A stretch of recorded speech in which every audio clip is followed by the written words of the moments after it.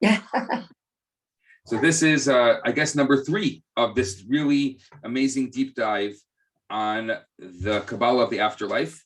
And so last week, if you remember, we left off talking about language.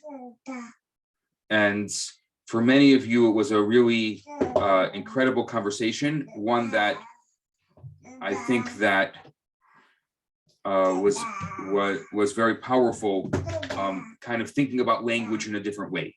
Am I right? That was basically the outcome of last week's class. Now,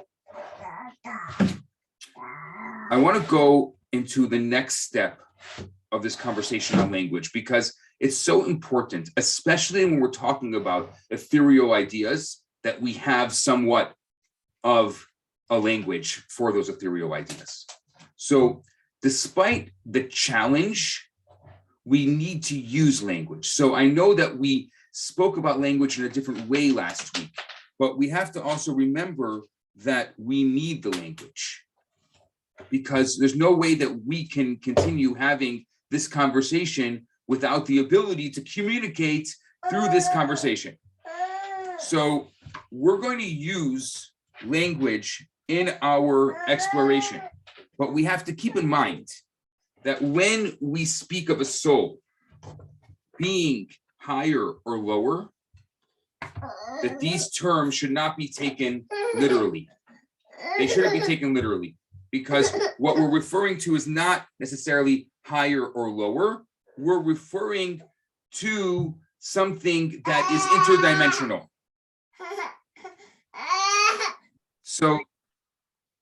So for example, we have to think about interdimensional fields of consciousness, different fields of awareness, that they're not separated or segregated by hierarchies of time and space.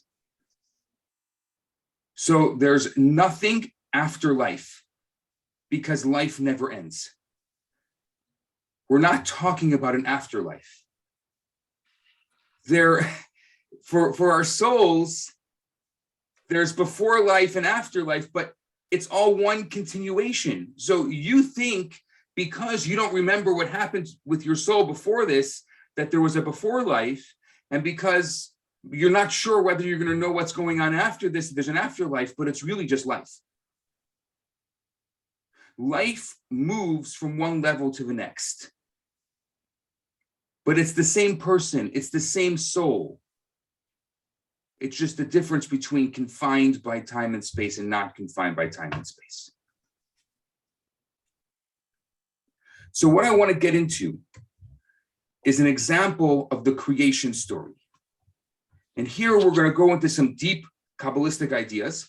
For some of you, this is going to be familiar because we've spoken about this before over the years in our classes. For some of you, it won't be familiar. I'm going to just speak to what I'll call the lowest common denominator. So for some of you, it'll be a little repetitive, but for some of you, it won't be.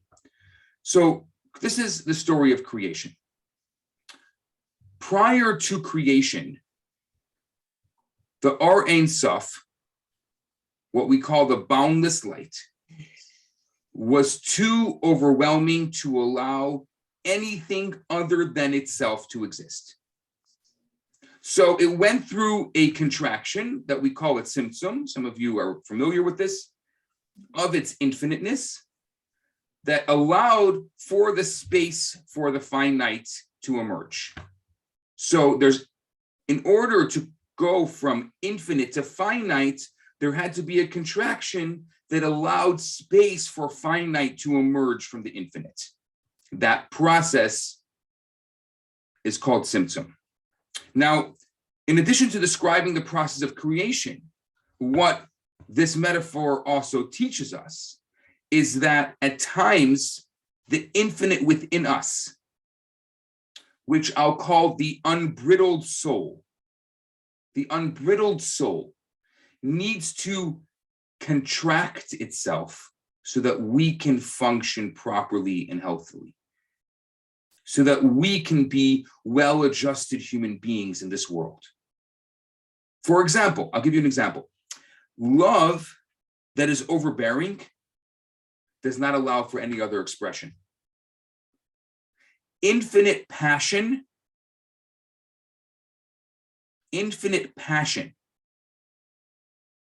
tireless yearning,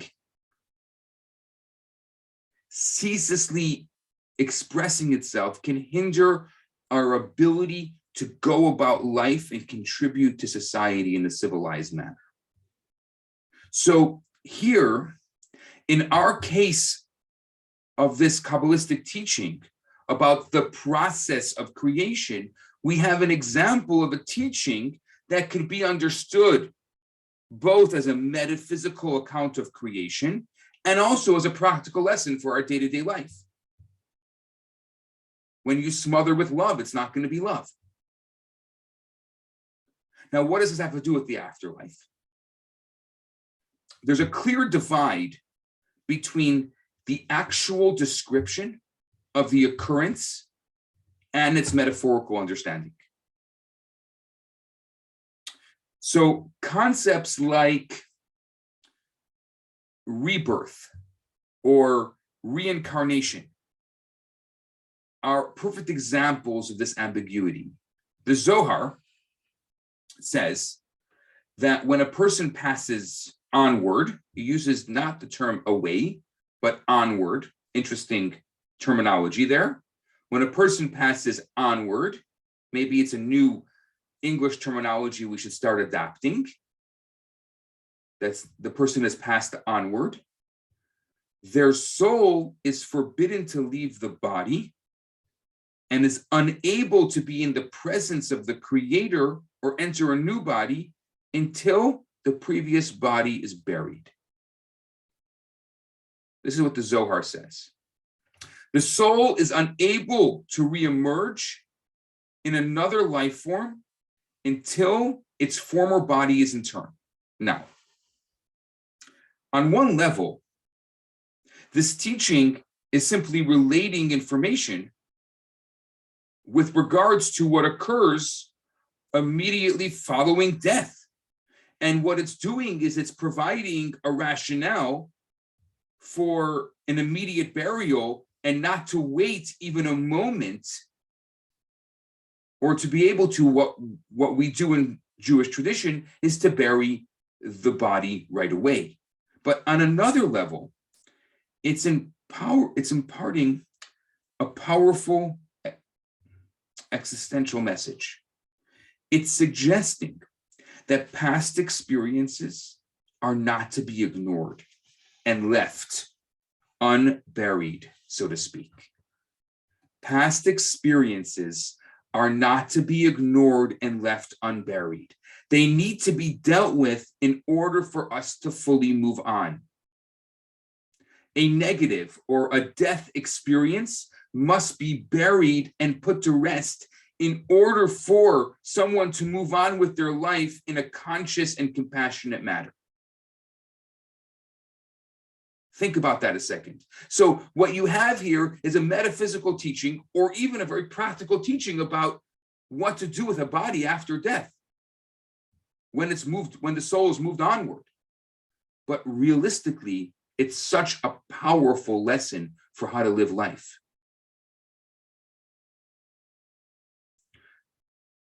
Reincarnation, or some people call it transmigration, communicates the idea to us that there are many paths and phases in life. And maybe our challenges and even our mission may change throughout our soul's journey. Yet we can only move forward if we're able to move fully on from our previous path or incarnation. Which means sometimes what was supposed... Can you say that again? I'm sorry. Sure. Just thank you. That, and I'll say it in different words. It could be that throughout your lifetime, you have many different purposes. What your purpose was when you were 18 may be different, hopefully will be different than your purpose when you're 50. But if you don't bury what needs to be buried, not the word bury when it comes to emotions is actually negative. We're talking about the positive form, which means if you don't allow yourself to properly move on from your 18-year-old, then you're stuck in your 18-year-old mission. And why do you think people are frustrated? Because they're still stuck in the mission they were supposed to accomplish when they were 20. Because they haven't done the proper job with it. We can only move forward if we're able to move from our previous incarnation. The soul cannot do anything until the body is buried. The soul cannot move. The soul will not separate from the body. The soul will not move on from the body. It must be buried. And that is why you now understand, in the Jewish tradition, we bury, even the very religious will bury within hours. Because we believe that this process is so important for the soul to move on. Before I take your questions, I just want to finish this idea. But I want to say this also, that sometimes a cigar is really just a cigar. Sorry, I'm thinking about cigars because we use those to bribe. And the teachings are meant quite literally, that the soul really does reincarnate, and sparks of the soul do in fact journey into new forms of life. The trouble, however, is that we're immersed in physical reality. So we tend to use three-dimensional imagery, three-dimensional symbols and language to describe experiences that are purely spiritual in nature. So just to put to rest this idea of language, before I get to your questions, is that as we embark on this journey together through this deep dive through the afterlife, we have to keep this in mind. Otherwise, one of the things are going to happen. Either we're going to get completely lost in the semantics, we're going to get bogged down by the details, distract us from the bigger picture, or we're going to get caught not being able to explain things properly. So I don't want you to get caught not being able to have the metaphor, but I don't want you to get stuck in the metaphor, because there's much more to it than that. So that's my overview on the process of language, especially when it comes to the soul moving on and the conversation that we're going to have over the next number of months. Now I'll take your questions. Alexandre. So this is exactly why in Israel we do whatever we possibly can to get the bodies of our soldiers when we lose them in foreign territory. Absolutely. And the effort of Revat Kadisha also when there's a bombing to recover. I'm sorry, it's very cynical, but it's the truth. Like there's a tremendous effort to recover every body part and piece of skin that can be possibly buried, and to associate the right parts to the right DNA so that people can be buried. That's what we do in Israel. So important. And that's something in Israel, you're going to see that it's one example that we have, because it's the only Jewish state that how Jewish tradition plays itself into the governmental process of dealing with those who have passed on. Yeah, thank you. Cheryl. I have two questions. They're not related either. One that you said about the purpose, your old purpose when you were 20 would be different than if you were 50. And if you never moved past that or learned that, does that come in that picture form? Whatever that movie that you see of the review prior to leaving the body, the physical body? Yes. And I'll even take it a step further. There are people whose souls have to come back to this world because through their lifetime, they only accomplish their 20-year-old purpose. Okay. So I wanted to know, like, when do they get to resolve that? Do they have to reincarnate again and go back to where they were so that they can grow enough to move on. We're going to get into that conversation about reincarnation, but that is exactly Okay. in a very elementary form. That's exactly what we're talking about. Okay, and the other question I have, I know this is odd, but at least in the Chicago area anyway, it's really hard for whatever reason to get those Jewish funeral homes in 24 hours. COVID clogged them up. Everything clogged them up. As we know, there aren't enough people working these days. People have waited 3 and 4 days to bury their loved ones. So Well, what happens to that soul? Are they in obviously- turmoil because they're hanging around? Right. Obviously, COVID was a unique, and I say was because it's not like that now, but during the height of COVID, it was a unique situation.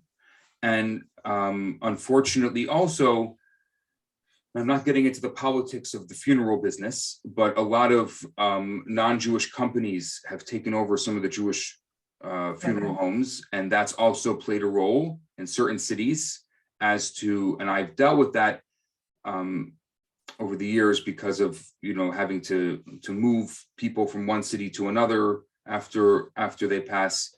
And so it's a problem. It's a big problem. COVID was a unique situation. Obviously, you know, you can't blame anyone for not being able to get things done. It was a unique issue, but in general, we really try as hard as we can, and to the point where a lot of people will say to just tell, I don't care how much it is. This needs to be done right now, as fast as we can.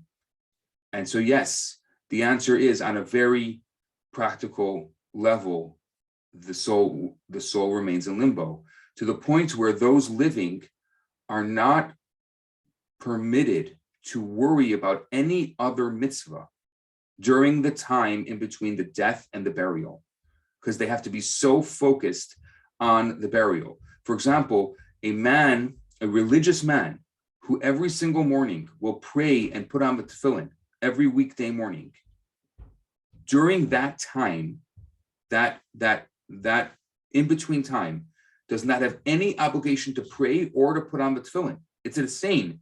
It's an insane, because I've spent time with people. Thank God I haven't had to go through this personal process myself, but I've spent time with people having to go, and for someone who their entire life they pray every morning and put on the tefillin, it's like, what do you mean? I don't know. You have one responsibility, because that's how important it is for you to get that soul buried, that body buried for that soul as fast as humanly possible. Alexandra, you had another question? I know Jill's waiting as well. Yeah. Yeah. Remember how you mentioned, well, we need to go back to earth, and here the law doesn't allow it. So when you bury someone in a proper casket, and not the one we had discussed, does it count as being buried? Because our body is not in contact with actual ground. I mean, I'm gonna be very careful with how I answer this question, because there's a lot of nuances to it. What I will say is, there's this newfound thing that people do. They put a metal box in the ground. It's like become this new thing that, you know, I don't know, maybe people think that the body's going to never disintegrate or I don't know. But that is considered non-burial according to Jewish law. But a wooden casket in the ground is 100% a burial. Okay, well, we'll need to discuss this offline. Yeah. Instructions to you, please. I'm happy to deal with the particularities, but it's important because somehow, and I've dealt with this a couple of times now, people have this idea that I don't know what, it's such I mean, okay, here we're talking to a group of people who understand that there's much more to life than this world of falsehood in the body. But why would someone want to surround the body in a metal box? Is beyond me. We also discussed that when the body is fully reintegrated to the earth, that's when the soul is fully free. That's right. to keep moving. So it doesn't make any sense. We would want our physical envelope to disintegrate as fast as we possibly can. Again, I'm happy we can have this conversation like this here, because we all have a particular spiritual nuance to us that allows for this conversation to happen. But I mean, I also am very sensitive to people who don't have this, and it's a very difficult conversation for some of them because they're very much connected to this world. Okay. Thank you. Bill. So, I hear what you were saying about this, that, the soul can't move forward until it's been buried, and yet, and there, you use the experience of it in life too. We can't move forward until we, leave that younger self behind. But I'm curious, really, like, what about the folks that cannot be buried, people that were lost in plane crashes or 9/11, and you've just never found their body? Is their soul going in limbo? Like, that's what I'm thinking about, like, what happens? I'm going to use a much more complicated example. Oh, thank you. Because I think it'll answer it a little easier. Okay. The crematoriums in Auschwitz. Yeah, of course. Right. Which is the worst thing that we could do. The worst thing that we can do within the Jewish tradition, and I think that Hitler knew this, may his name be erased, is that we can burn anything holy is buried. Burning is the worst thing that we can do. And we consider those people to be the holiest souls. So we consider that in the eyes of, the Zohar, or this, does their soul get to move on? Yes. Like, they because it wasn't their choice. It wasn't, not only not their choice, they passed down from this world sanctifying the name. Those people who marched to the crematoriums in Auschwitz, to the gas chambers, they did it only because they were Jewish. There was no other reason. okay. That's a level of holiness that we can, in this world, can never fathom. And I'm not answering it. I'm just answering your question. So, right. And so these examples are people that there was no choice. What about people that have chosen to be cremated? Is it just like, sorry, you're what? That's a very difficult question, because Mhm. to a family member, I would want to say words of comfort, but because I'm not talking to a family member now, and I'm talking theoretical, which is not so Well, theoretical. you kind of are, in a way. I mean, my father was cremated. Right. He didn't leave any instructions. We were, this was, a dozen years ago, and not really knowing. So yeah, my her wishes are to be cremated. I don't, so you kind of are speaking to this, and it's kind of horrifying to me to think, well, my father, who suffered a lot in life, is like, well, his soul's got no chance now? Like, maybe I'm just being very literal here.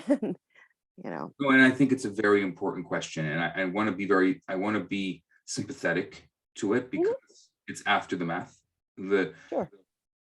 My hope is that as you learn more and more, that maybe at some point, if you're able to have a conversation with your mother, and try in a very nice way to explain and say that I know that you don't want to take up space. Because a lot of older people, one of the reasons why they want to be cremated is because they don't want to take up space. They have this idea in their head, but it's not about reasons. it's not about money, and it's not about taking up space. It's about making sure, as we're now learning on a very spiritual level, that everything is properly taken care of. So what I think would be a tshuva, a beautiful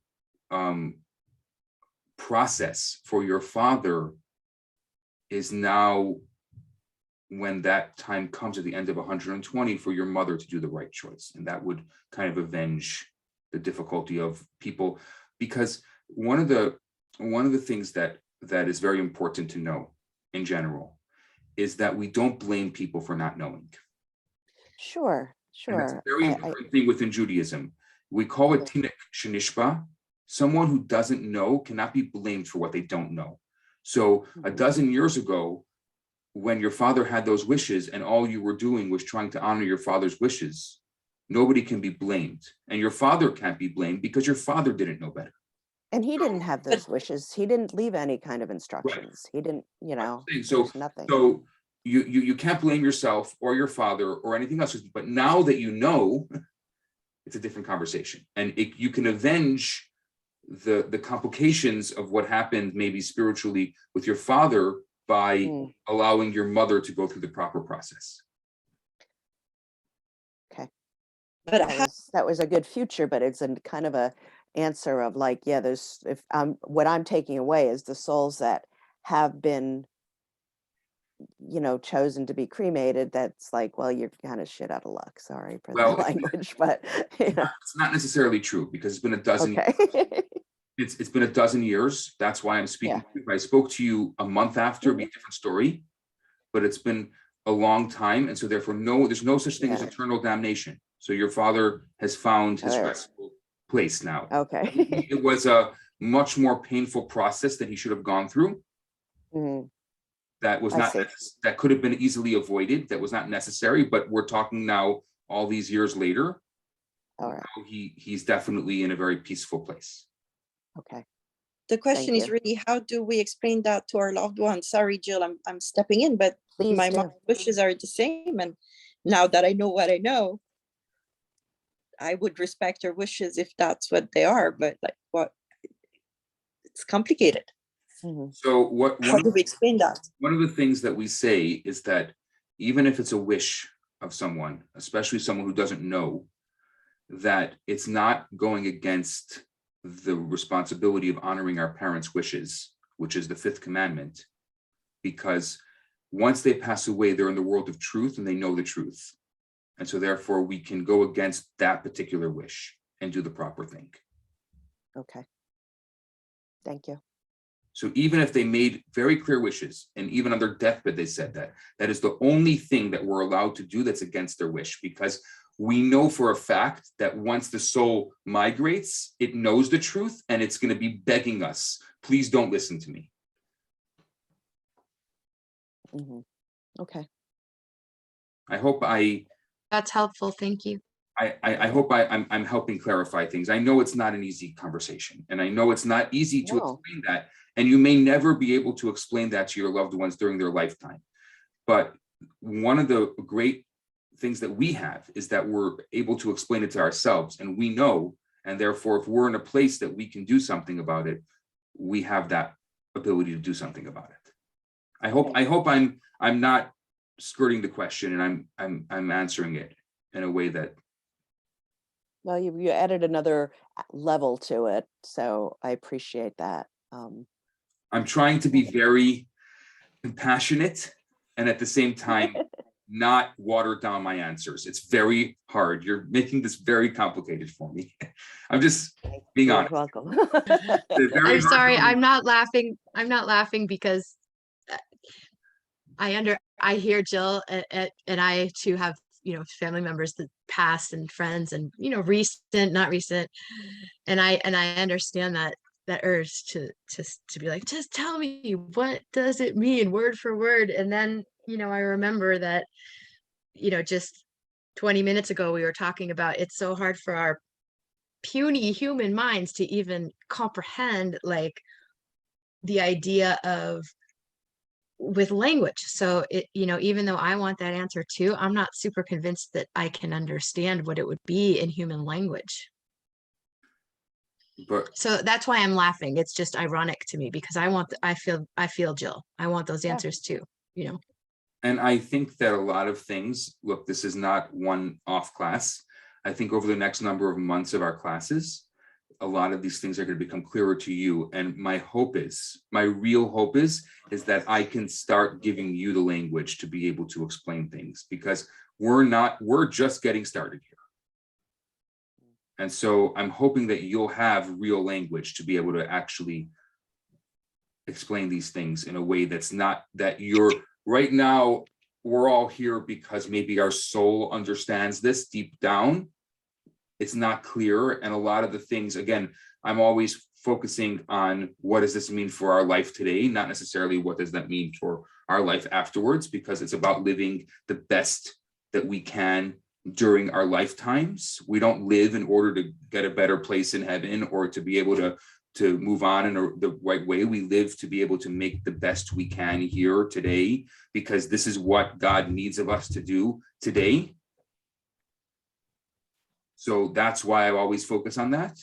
But this is a conversation that kind of is in between those two, because we're here today, but often as people who are next of kin or who have power of attorney for loved ones, we have an amazing responsibility today that can affect tomorrow. And so Just not to tell them yet.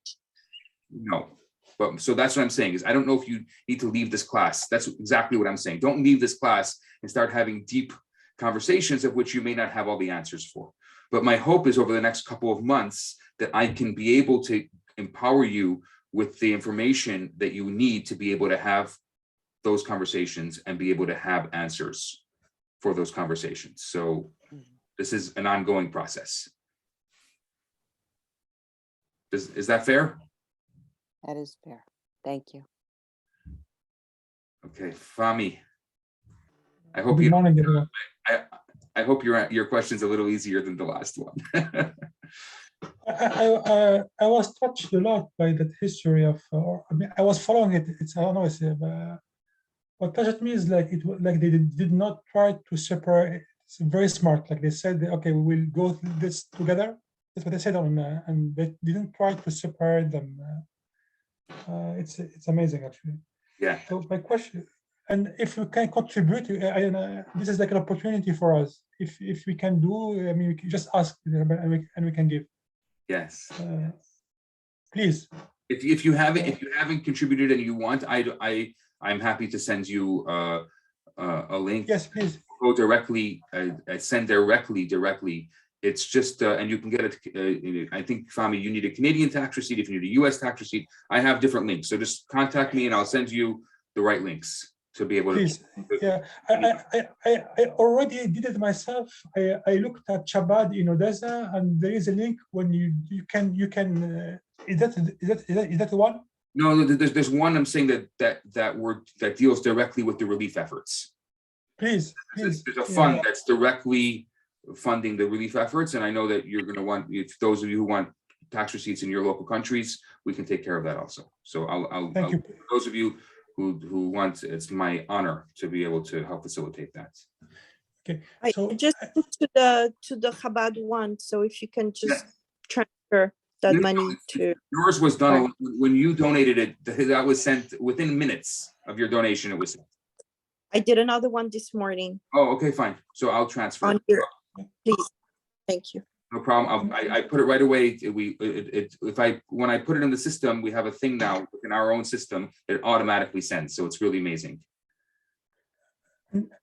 thank you. I mean, I'm waiting for that. Thank you. And so my question is, since you said everybody have a soul, even like a table or something, and every soul have a memory. Yes. Right. Does it mean that maybe one day the table, if you can, by technology, I don't know, can we release or make them speak or something? You know, see what I mean, Rabbi? So maybe one day the table will speak or like give its memory or something. I think that you're thinking of soul in linear terms. The soul within the table doesn't need to speak because its purpose in this world is not a speaking purpose. Its purpose in this world is to be a soul of a table. I understand, but it have memory. Yes, it has a memory. So maybe one day we will be able to dive into that memory. But it may not be necessary. Like it's very nice if you want to write a novel and you want to write some kind of sci-fi imaginary story. It's really great about the table that had a memory of a soul, and all of a sudden one day it started talking to somebody. I mean, it sounds very good for the fantasy world, but I don't know if it's necessary because it's able to fulfill its purpose in this world by being a table, by being the best table that it could be. Thank you. Yeah. This is great. This is great. So I want to, so just a couple of pieces here, because I can't believe it's already 10 o'clock here. So number one is next Thursday is Purim. So we're going to have, I will put this Zoom on. I know some of you are not able to get to a Purim celebration, but I believe during our time, I'll find out exactly what time it is, but I do believe, oh, it's 9:30. 9:30, which is not 9. Next Thursday, this Zoom will have the Purim celebration here that you can join in on. So we're not going to have a class, but rather we're going to have a Purim. But if you're obviously local and you're in town, we'd love for you to be with us, which I believe many of you are already going to be with us. And so we will, Tuesday. what?